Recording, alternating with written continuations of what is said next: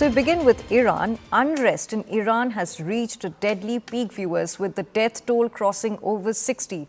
Supreme Leader Ayatollah Ali Khamenei, in his first major address since protests erupted 2 weeks ago, accused demonstrators of acting on behalf of US President Donald Trump. He called Trump arrogant and added that Trump will be overthrown soon. However, with protests which began over Iran's struggling economy have now become a direct challenge to the clerical regime. Now, Trump has warned of strikes again, stating that Iran is in big trouble and that the US is watching protests very carefully. Meanwhile, Crown Prince Reza Pahlavi has called for urgent and immediate call for attention, support and action from the US. The turmoil is therefore rippling beyond Iran's borders. Turkish Airlines has cancelled all flights to the country, and Dubai airports report at least 6 flights to Tehran, Shiraz and Mashhad have also been scrapped. So Iran's in big trouble. It looks to me that the people are taking over certain cities that nobody thought were really possible just a few weeks ago. We're watching the situation very carefully. I've made the statement very strongly that if they start killing people like they have in the past, we will get involved. We'll be hitting them very hard where it hurts. And that doesn't mean boots on the ground, but it means hitting them very, very hard where it hurts. So we don't want that to happen. There have been cases like this where President Obama totally backed down. But this is something pretty incredible that's happening in Iran. It's an amazing thing to watch. They've done a bad job. They've treated their people very badly, and now they're being paid back. So we have CNN News 18 Siddhant Mishra joining us live right now. Siddhant, speaking of Reza Pahlavi's statement, what specific actions is he urging the Iranian diaspora to take at this point? Well, that's right, Sukanya. So situation remains tensed in Iran. In fact, the protest took place on Thursday. It was after the call by Reza Pahlavi. In fact, on Friday also, he urges protesters to continue with the protest. In fact, every day he's coming up with a post on X and with a video message for the protesters. Yesterday, in fact, he urges President Trump to intervene. In fact, he also, on social media platform, informed President Trump about the developments taking place in Iran, that how people are coming on streets, massive protests is underway, not only in Tehran, but in Mashhad, Kermanshah, and Iran Sheher, and in fact in almost all Bandar Abbas, in all the cities, prominent cities of Iran. And the fact is, in fact, Sukanya, that from 28th December, it all started by traders and businessmen because they were angry about the state of economy, the poor condition of economy. So this protest first started on 28th December, and it's been more than 12, 13 days that protest is still continuing, and it is in fact protesters are more and more protesters are joining these groups, the student groups, trader, businessmen groups, women are coming on streets, and in fact there are dedicated groups supporting Reza Pahlavi's return. In fact, the slogans are being made in support of Reza Pahlavi, against the Iranian regime, etc., etc. So this is all what is happening in Iran from last 10 days. Now, yesterday it was the first time when Supreme Leader Ali Khamenei addressed people of Iran, and in fact he said that he very well understands the concerns of the people, that the businessmen are not being able to do the businesses, etc. And he said that he very well understands it, and they have all the right to protest. But he also says that the rioters and the anti social elements perhaps are doing things to please America. So direct accusation on America. Perhaps he's directly accusing America and Israel for interfering in the domestic matters of Iran. In fact, yesterday, Supreme Leader also announced direct cash transfer to the people of Iran, which is about $7, if I'm not mistaken, in Iranian currency, to support their living. So steps and measures are being taken. In fact, the Iranian regime also assured that at the highest level, the policy is being formulated to navigate country through these tough times. Since economy is not performing well, Iran has been sanctioned heavily by the United States. They are not being able to sell their oil, things like that. So yesterday's address by Ali Khamenei once again accused United States and Israel for interfering in the domestic matters of Iran. But Sukanya, the fact is that the situation is tensed. Many government buildings have been torched in Iran. The IRGC and their paramilitary forces are trying to stop the protesters, in fact, trying to use force also on the protesters.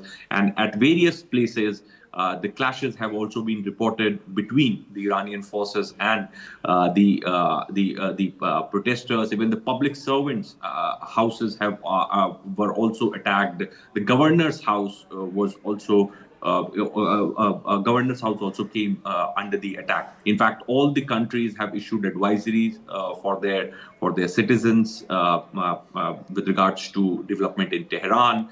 Many have already partially shut their mission operations in Iran. In fact, India has also come up with the advisory. So situation is indeed tensed. And in fact, now we have this statement from President Trump. He says that if the regime will kill the protesters, then United States will intervene. Right. Siddhant, stay with us. So we're getting information that why is Iran witnessing widespread turmoil, viewers? At this point, it is very important to understand that why is Iran witnessing widespread turmoil. As per media reports, as you can see, rising prices, high inflation and unemployment have put severe pressure on ordinary Iranians, triggering widespread anger over falling living standards, viewers. Strict controls on political activity and limited freedom of expression have left little space for dissent, viewers, making street protests one of the few outlets for public frustration.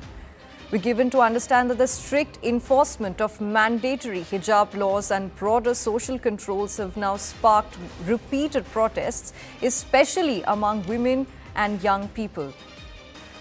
Security forces have also used force to disperse demonstrations, with media reports of deaths and arrests further inflaming public outrage. We also have accusations of corruption, lack of transparency and privileges enjoyed by the ruling elite have deepened resentment now against government institutions. So, Siddhant, back to you. Trump has been repeatedly warning Tehran for a really long time now.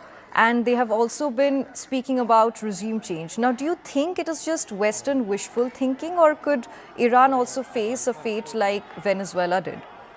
No, as you rightly said, Sukanya, I in fact visited Iran a couple of years back. I speak to people there, journalists, influencers, etc.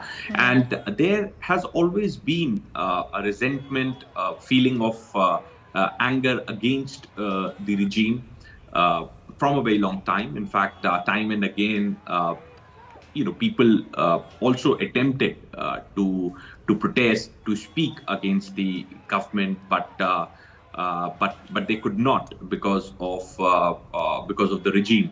I think there were some protests in 2022, 2019, 2007 and 8.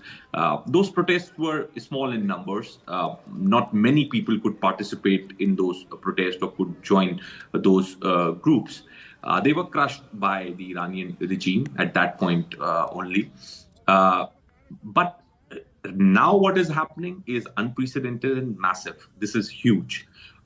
This Iran has never witnessed this level of protest and anger ever in last so many decades. So situation is serious on ground. It is tensed, and protesters are not ready to back off. They are not ready to buy any kind of assurance coming from the Iranian regime. Their president also confessed that it's his failure. Their foreign minister also made a statement. The other people in the Security Council are also speaking to media, in a way trying to calm down the protesters. But this time around, it looks like that protesters are in no mood to end the protest or listen to what the Iranian regime is saying. In fact, they are offering direct cash transfer of about $6 to $7, but they're not in a mood. So definitely, there was a fault line existing in Iran. Uh, Driven by the poor economic condition, dip in currency, traders not being able to trade, businessmen are not being able to do business, oil sanctions on oil. A lot of factors were in play, and Reza